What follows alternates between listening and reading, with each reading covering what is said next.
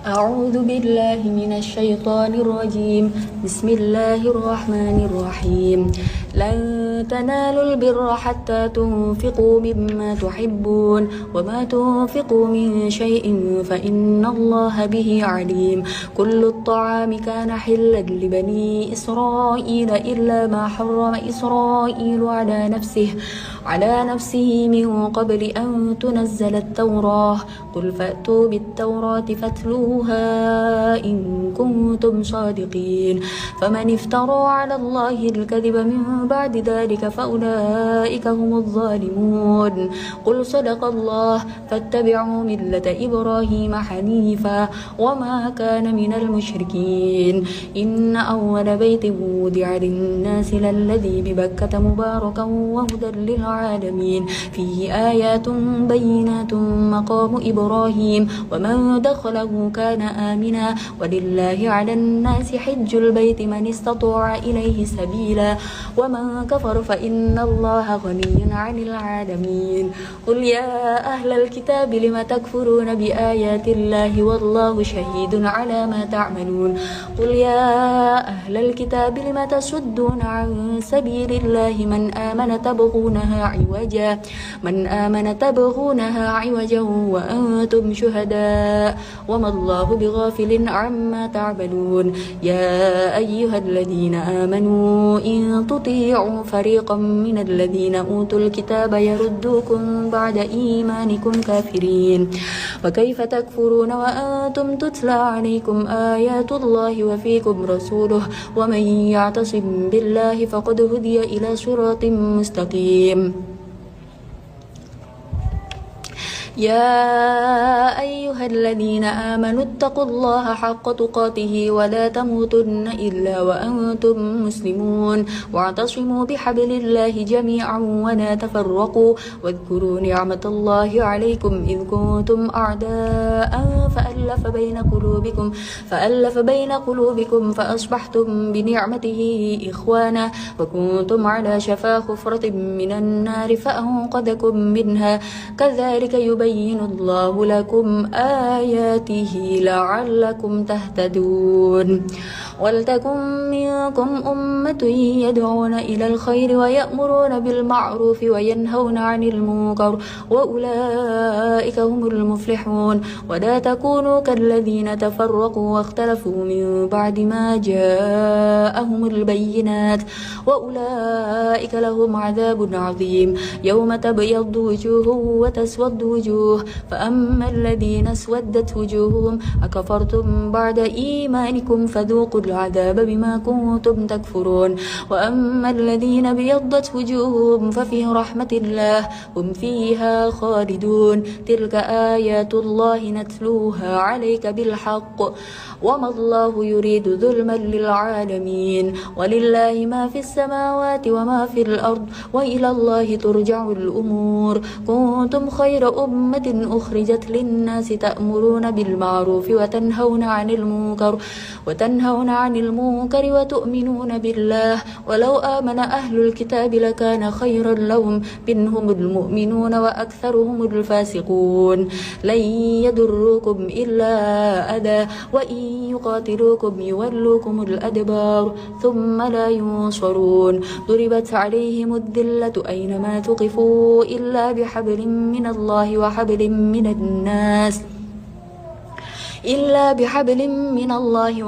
من الناس وباءوا بغضب من الله وضربت عليهم المسكنة ذلك بأنهم كانوا يكفرون بآيات الله ويقتلون الأنبياء بغير حق ذلك بما عصوا وكانوا يعتدون. ليسوا سواء من أهل الكتاب أمة قائمة يتلون آيات الله آناء الليل وهم يسجدون يؤمنون بالله واليوم الآخر ويأمرون بالمعروف وينهون عن المنكر ويسارعون في الخيرات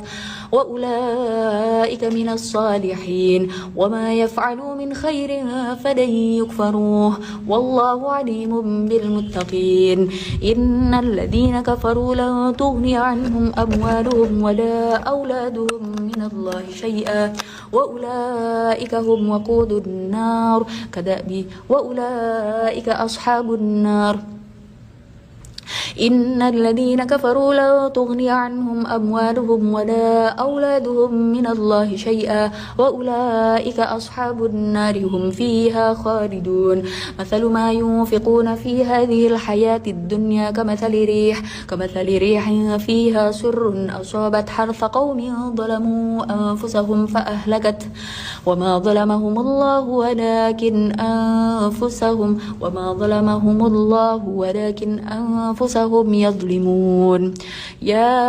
أيها الذين آمنوا لا تتخذوا بطانة من دونكم لا يألونكم خبالا ودوا ما عنتم قد بدت البغضاء من أفواههم وما تخفي صدورهم أكبر قد بينا لكم الآيات إن كنتم تعقلون ها أنتم أولئك تحبونهم ولا يحبونكم وتؤمنون بالكتاب كله وإذا لقوكم قالوا آمنا وإذا خلوا عضوا عليكم الأنامل من الغيظ قل موتوا بغيظكم إن الله عليم بذات الصدور إن تمسسكم حسنة تسؤهم وإن تصبكم سيئة يفرحوا بها وإن تصبروا وتتقوا لا يضركم كيدهم شيئا إن الله بما يعملون محيط وإذ غدوت من أهلك تبوئ المؤمنين مقاعد للقتال والله سميع عليم إذ هم الطائفتان منكم أن تفشلا والله وليهما وعلى الله فليتوكل المؤمنون ولقد نصركم الله ببدر وأنتم أذلة فاتقوا الله لعلكم تشكرون إذ تقول للمؤمنين ألن يكفيكم أن يمدكم ربكم بثلاثة آلاف من الملائكة منزلين بلى إن تصبروا وتتقوا ويأتوكم من فورهم هذا يمددكم ربكم ب5 آلاف من الملائكة مسومين وما جعله الله إلا بشرى لكم ولتطمئن قلوبكم به وما النصر إلا من عند الله العزيز الحكيم وما النصر إلا من عند الله العزيز الحكيم ليقطع طرفا من الذين كفروا أو يكبتهم فينقلبوا خائبين ليس لك من الأمر شيء أو يتوب عليهم أو يعذبهم فإنهم ظالمون ولله ما في السماوات وما في الأرض يغفر لمن يشاء ويعذب من يشاء والله غفور رحيم يا أيها الذين آمنوا لا تأكلوا الربا أضعافا مضاعفة واتقوا الله لعلكم تفلحون واتقوا النار التي أعدت للكافرين وأطيعوا الله والرسول لعلكم ترحمون وسارعوا إلى مغفرة من ربكم وجنة أرضها السماوات والأرض أعدت للمتقين الذين ينفقون في السراء والضراء والكاظمين الغيظ والعافين عن الناس والله يحب المحسنين والذين إذا فعلوا فاحشة أو ظلموا أنفسهم ذكروا الله فاستغفروا لذنوبهم ومن يغفر الذنوب إلا الله ولم يصروا على ما فعلوا وهم يعلمون أولئك جزاؤهم مغفرة من ربهم وجنات تجري من تحتها الأنهار خالدين فيها ونعم أجر العاملين قد خلت من قبلكم سنن فسيروا في الأرض فانظروا كيف كان عاقبة المكذبين هذا بيان للناس وهدى وموعظة للمتقين ولا تهنوا ولا تحزنوا وأنتم الأعلون إن كنتم مؤمنين إن يمسسكم قرح فقد مس القوم قرح مثله وتلك الأيام نداولها بين الناس وليعلم الله الذين آمنوا ويتخذ منكم شهداء والله لا يحب الظالمين وليمحص الله الذين آمنوا ويمحق الكافرين أم حسبتم أن تدخلوا الجنة ولما يعلم الله الذين جاهدوا منكم ويعلم الصابرين ولقد كنتم ويعلم الصابرين ولما يعلم الله الذين جاهدوا منكم ويعلم الصابرين ولقد كنتم تمنون الموت من قبل أن تلقوه فقد رأيتموه وأنتم تنظرون وما محمد إلا رسول قد خلت من قبله الرسل أفإن مات أو قتل انقلبتم على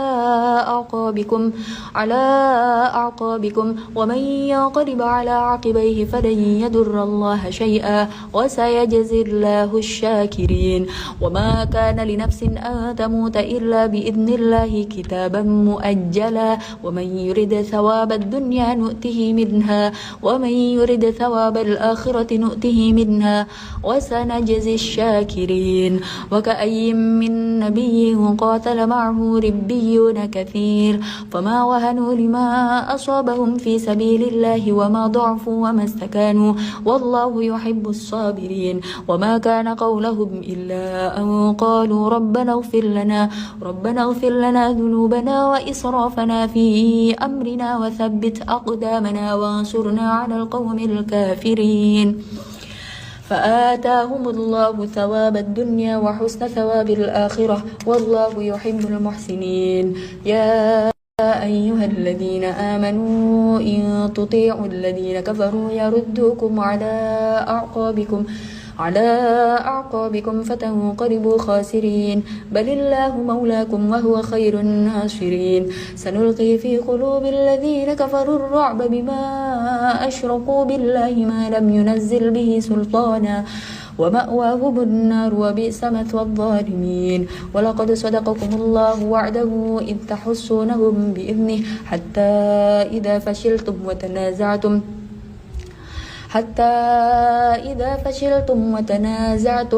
وتنازعتم في الأمر وعصيتم من بعد ما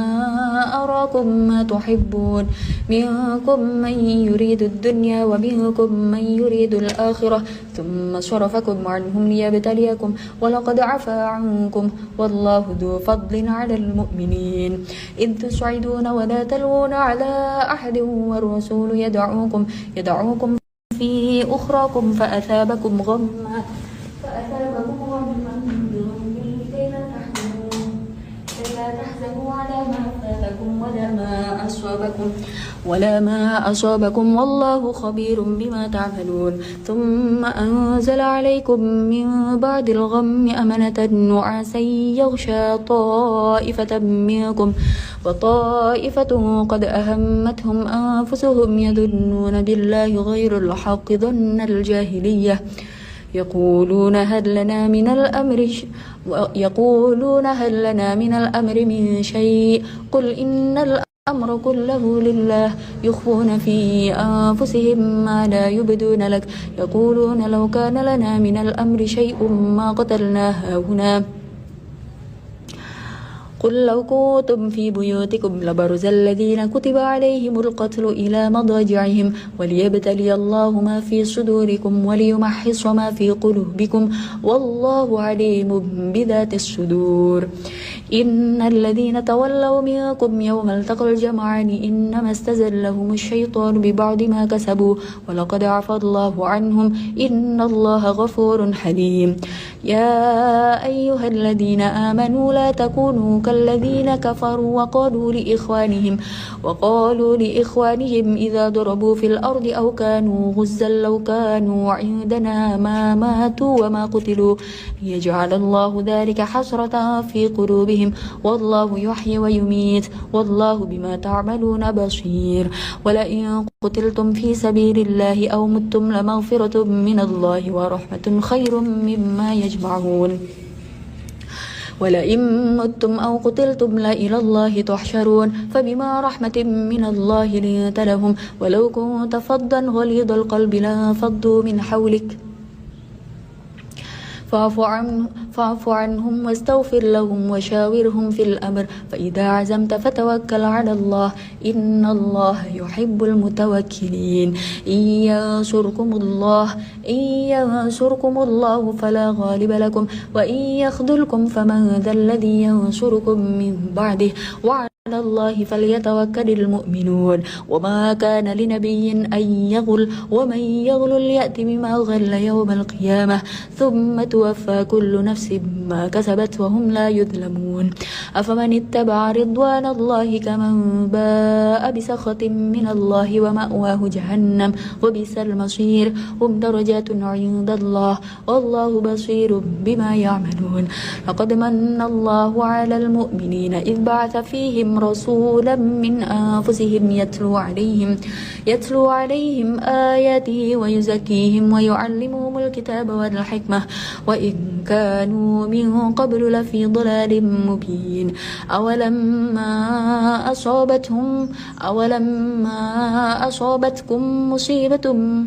أولما أصابتكم مصيبة قد أصبتم مثليها قلتم أن هذا قل هو من عند أنفسكم إن الله على كل شيء قدير وما أصابكم يوم التقى الجمعان فبإذن الله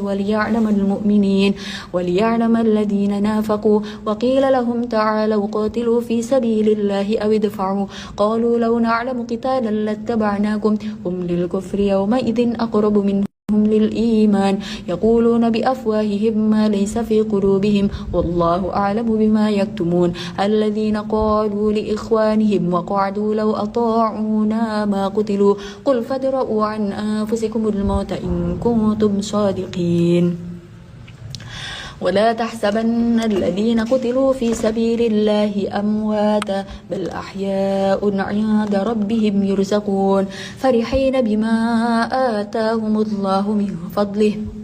ويستبشرون بالذين لم يلحقوا بهم من خلفهم ألا خوف عليهم ولا هم يحزنون يستبشرون بنعمة من الله وفضله وأن الله لا يضيع أجر المؤمنين الذين استجابوا لله والرسول من بعد ما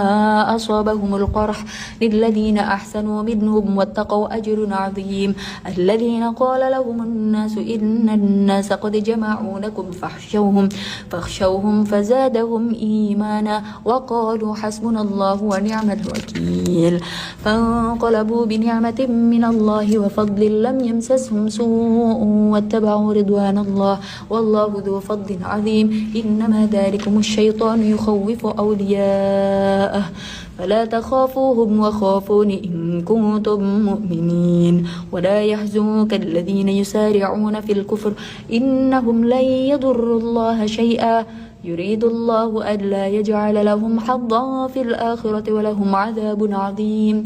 إن الذين اشتروا الكفر بالإيمان لن يضروا الله شيئا ولهم عذاب أليم ولا يحسبن الذين كفروا أنما نملي لهم خير لأنفسهم إنما نملي لهم ليزدادوا إثما ولهم عذاب مهين ما كان الله ليذر المؤمنين على ما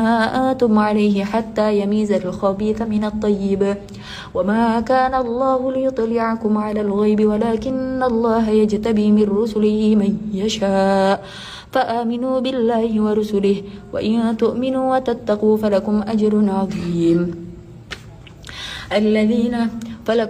وإن تؤمنوا وتتقوا فلكم أجر عظيم ولا يحسبن الذين يبخلون بما آتاهم الله من فضله هو خيرا لهم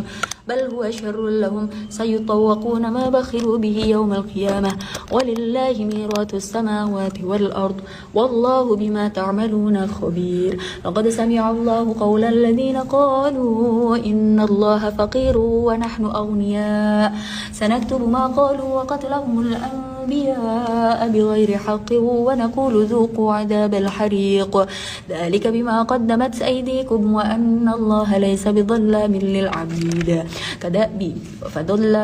ذلك بما قدمت أيديكم وأن الله ليس بظلام للعبيد الذين قالوا إن الله عهد إلينا ألا نؤمن لرسول حتى يأتينا بقربان تأكله النار قل قد جاءكم رسل من قبلي بالبينات وبالذي قلتم فلم قتلتموهم إن كنتم صادقين فإن كذبوك فقد كذب رسل من قبلك جاءوا بالبينات والزبر والكتاب المنير كل نفس ذائقة الموت وإنما توفون أجوركم يوم القيامة فمن زحزح عن النار وأدخل الجنة فقد فاز وما الحياة الدنيا إلا متاع الغرور لتبلغن في أموالكم وأنفسكم ولتسمعن من الذين أوتوا الكتاب من قبلكم ومن الذين أشركوا أذى كثيرا وإن تصبروا وتتقوا فإن ذلك من عزم الأمور. وإذ أخذ الله ميثاق الذين أوتوا الكتاب لتبيننه للناس ولا تكتمونه فنبذوه وراء ظهورهم واشتروا به ثمنا قليلا فبئس ما يشترون. لا تحسبن الذين يفرحون بما أتوا ويحبون أن يحمدوا بما لم يفعلوا فلا تحسبنهم بمفازة من العذاب ولهم عذاب أليم. ولله ملك السماوات والأرض والله على كل شيء قدير. إن في خلق السماوات والأرض واختلاف الليل والنهار لآيات لأولي الألباب الذين يذكرون الله قياما وقعودا وعلى جنوبهم ويتفكرون في خلق السماوات والأرض ربنا ما خلقت هذا باطلا سبحانك فقنا عذاب النار. ربنا إنك ما تدخل النار فقد أخزيته وما للظالمين من أنصار. ربنا إننا سمعنا مناديا ينادي للإيمان أن آمنوا بربكم فآمنا ربنا فاغفر لنا ذنوبنا وكفر عنا سيئاتنا وتوفنا مع الأبرار. ربنا وآتنا ما وعدتنا على رسلك ولا تخزنا يوم القيامة إنك لا تخلف الميعاد. فاستجاب لهم ربهم أني لا أضيع عمل عامل منكم من ذكر أو أنثى بعضكم من بعض فالذين هاجروا وأخرجوا من ديارهم وأوذوا في سبيلي وقاتلوا وقتلوا لأكفرن عنهم سيئاتهم ولأدخلنهم جنات تجري من تحتها الأنهار ثوابا من عند الله والله عنده حسن الثواب. لا يغرنك تقلب الذين كفروا في البلاد متاع قليل ثم مأواهم جهنم وبئس المهاد. لكن الذين اتقوا ربهم لهم جنات تجري من تحتها الأنهار خالدين فيها نزلا من عند الله وما عند الله خير للأبرار. وإن من أهل الكتاب لمن يؤمن بالله وما أنزل إليكم وما أنزل إليهم خاشعين لله لا يشترون بآيات الله ثمنا قليلا أولئك لهم أجرهم عند ربهم إن الله سريع الحساب. يا أيها الذين آمنوا اصبروا وصابروا ورابطوا واتقوا الله لعلكم تفلحون. بسم الله الرحمن الرحيم. يا أيها الناس اتقوا ربكم الذي خلقكم من نفس واحدة وخلق منها زوجها وبث منهما رجالا كثيرا ونساء واتقوا الله الذي تساءلون به والأرحام إن الله كان عليكم رقيبا. وآتوا اليتامى أموالهم ولا تتبدلوا الخبيث بالطيب ولا تأكلوا أموالهم إلى أموالكم إنه كان حوبا كبيرا وإن خفتم ألا تقسطوا في اليتامى فانكحوا ما طاب لكم من النساء مثنى وثلاث ورباع فإن خفتم ألا تعدلوا فواحدة أو ما ملكت أيمانكم ذلك أدنى ألا تعولوا وآتوا النساء صدقاتهن نحلة فإن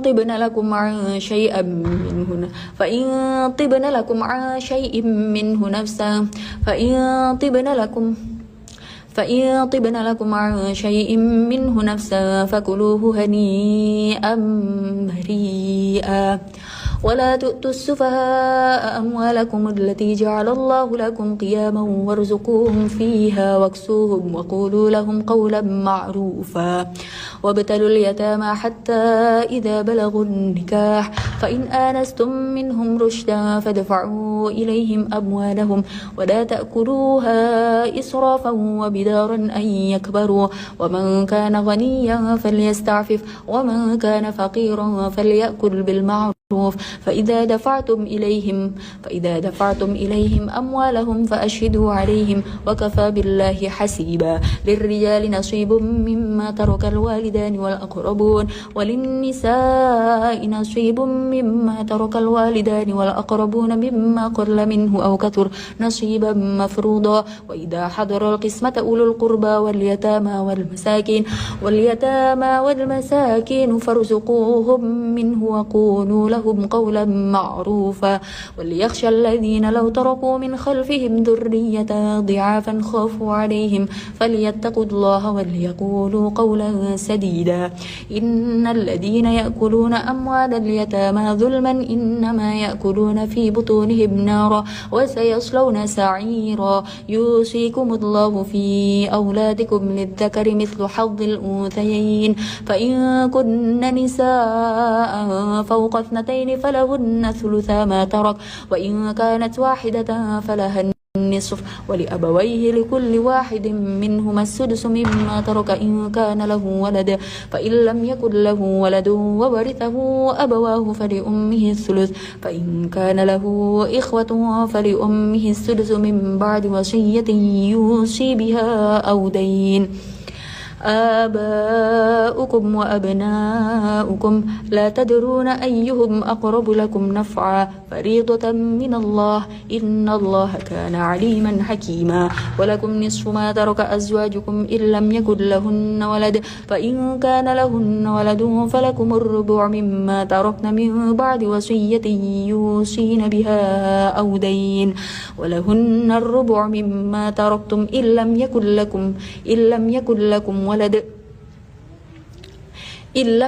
لكم ولد فإن كان لكم ولد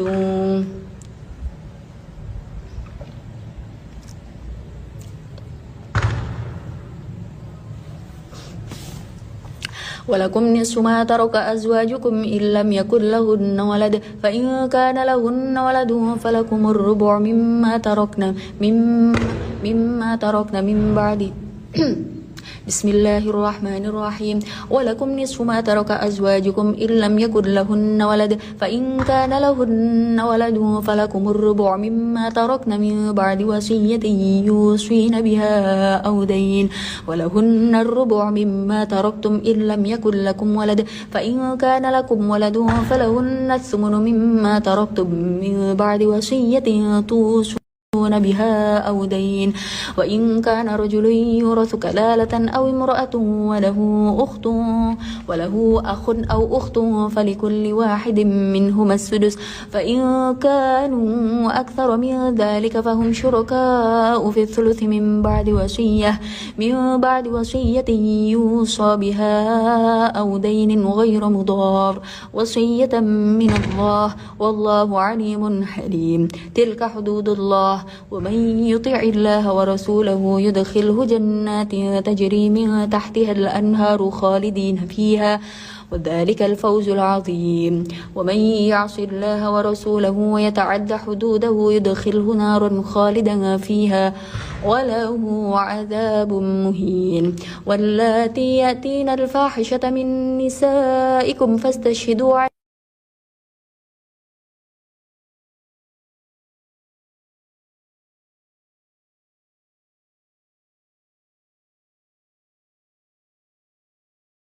عليكم فآذوهما فإن تابا وأصلحا فأعرضوا عنهما إن الله كان توابا رحيما. إنما التوبة على الله للذين يعملون السوء بجهالة ثم يتوبون من قريب فأولئك يتوب الله عليهم.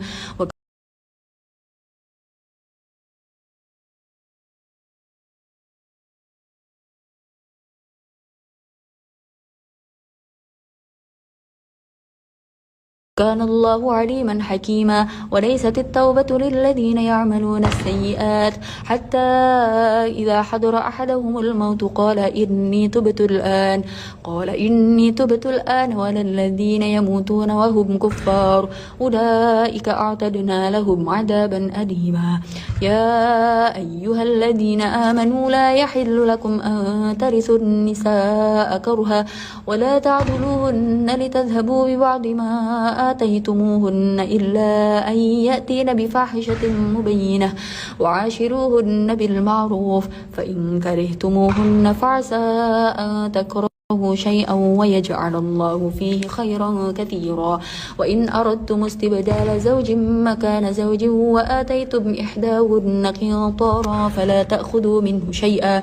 أتأخذونه بهتانا وإثما مبينا. وكيف تأخذونه وقد أفضى بعضكم إلى بعض وأخذن منكم ميثاقا غليظا. ولا تنكحوا ما نكح آباؤكم من النساء إلا ما قد سلف إنه كان فاحشة ومقتا وساء سبيلا. حرمت عليكم أمهاتكم وبناتكم وأخواتكم وعماتكم وخالاتكم وبنات الأخ وبنات